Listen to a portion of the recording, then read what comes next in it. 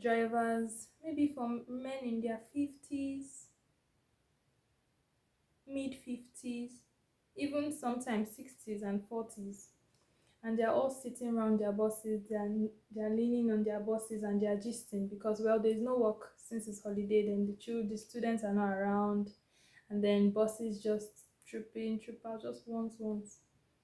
And then these buses are not in the very best shape because, well, they are individually managed. It's not like the school management has some kind of grand plan for them, but they would rather spend that money on, a student election than actually cater to the transportation needs of these things. But anyway, these drivers, mostly men, in fact, predominantly men, almost always men, in fact, always men.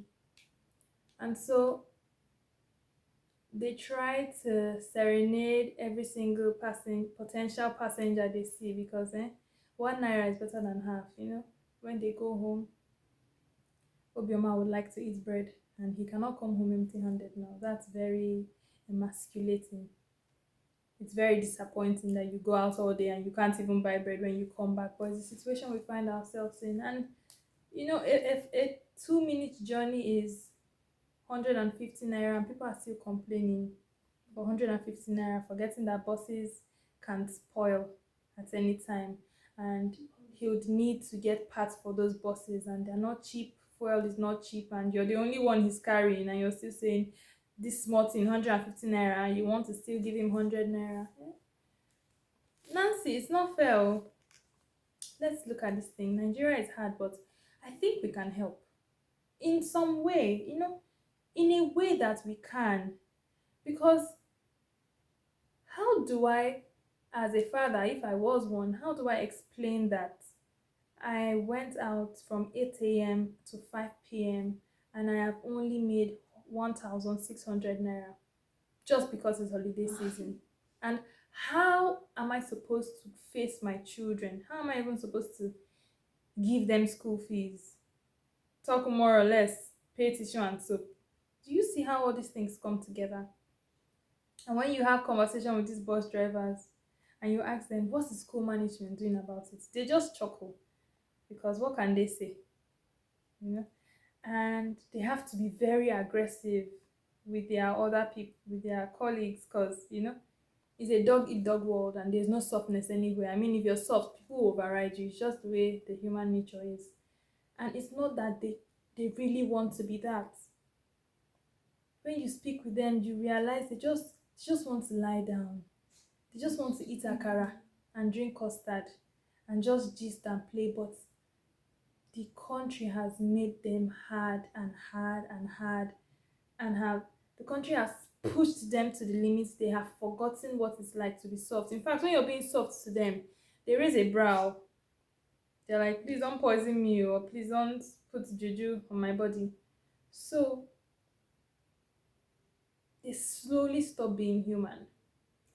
And to us, they are this dirty set of men, these smelling men that never have their bath, that are always angry. I mean, veins are on their head, they never have change. They're telling you, get out, and they're slamming their bus doors. I'm not justifying that, those actions are allowed, but I'm saying there is so much pressure. What do you want a man in his 50s with no education to do? That's like the highest job he can do. What do you want a man with a family of two? I mean, his room is as small as a public toilet. What do you want him to do? What can you teach him? Because if you say, okay, let's teach you a skill, maybe learn how to make shoes and learn how to bake, we can't even afford what we do in Nigeria. A typical Nigerian cannot comfortably afford their own skill sets. So, okay, yes, he learns that shoe and maybe he learns baking. Then what? Flour, all-time high.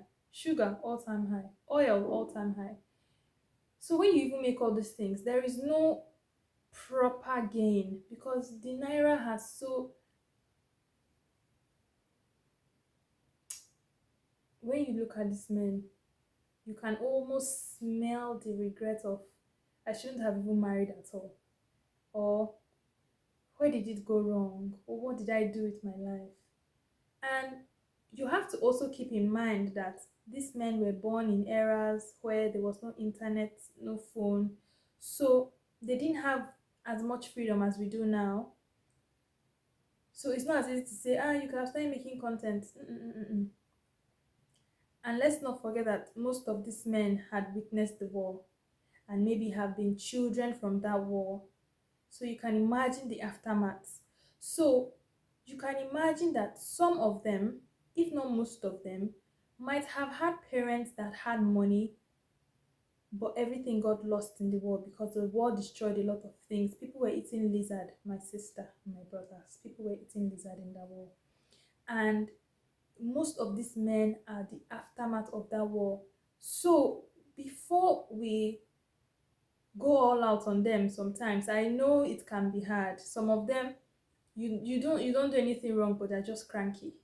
But before we can go all out on them, and before we begin to price them unnecessarily when we could have just given him the 500, I mean, you will still go and fix lashes of 1.5. I don't know what his lashes even 1.5. I don't know what is 500 that you cannot just leave for him. But before we drag prices with all those people, let's not forget that we are generations very far apart and the world has changed so much. So they see all these things we see as opportunities, but they can't jump on it because time is too far gone. What we need to teach them is that time is not far gone. We need to instill that hope because you can wake up one day, it's a regular day, and you see a group of men gathered in that bus park, and you hear that one of them has died. Why? Because he could not look his child in the eye and say, Daddy could not bring bread home today. How would the child look at him? How will he?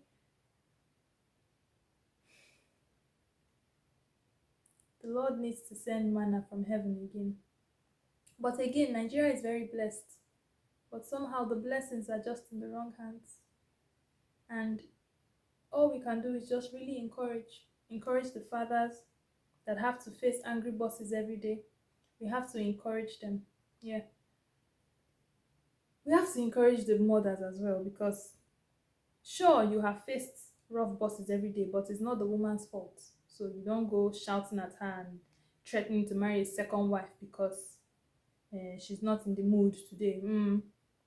She doesn't want today, yes, but because you can threaten to marry a second wife under one roof, one small apartment, even though you have a big house, you will threaten that you are going to push her out and blah blah blah just because maybe you remembered something that your boss said at you or something that your dad used to say to you or something that your uncle used to say to you. So fathers, I know you don't have it easy, but like I said before, learn to speak. We'll give you a listening ear.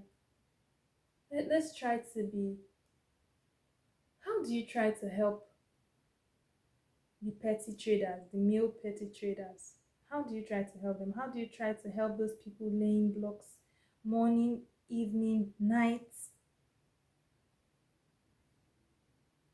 How do we try? And there's only so much we can do as individuals, because we have our own lives to live too. And if we don't live it well, we'll end up regretting. So I think the most we can do is to be kind to each other, maybe pray for each other, is to try. Is to try. It's not like we are masters at this love thing, but it's to try. And so yes. And to that man, to that student, that man is such a wicked man, stupid man. Look at what that idiot. He poured me bottle. Stupid man driving, and he may even be rushing home, and the minute he opens the door, his 5-year-old girl is running towards him, with a toy, a cup in her hand, and she's wearing only singlet and pants, and saying, "Daddy, daddy, daddy, daddy, did you buy bread?" And he suddenly becomes so soft. He's suddenly 16 again, so multifaceted. What a dynamic world. So fathers, Even fathers in big organizations face the same ruts because evil men are lurking, and evil men will hurt the good men, and the good men will become evil men who will now hurt good men again, and who will hurt people and hurt people. So it will continue like that if something is not done. So fathers, hold this as an encouragement. The Lord will be your guide forever, really, because there's only so much the human capacity can do. And if power was in the good hands, well, things would have changed, but it is what it is, and the Lord will hold you, really. And as always, Biko, Jisike.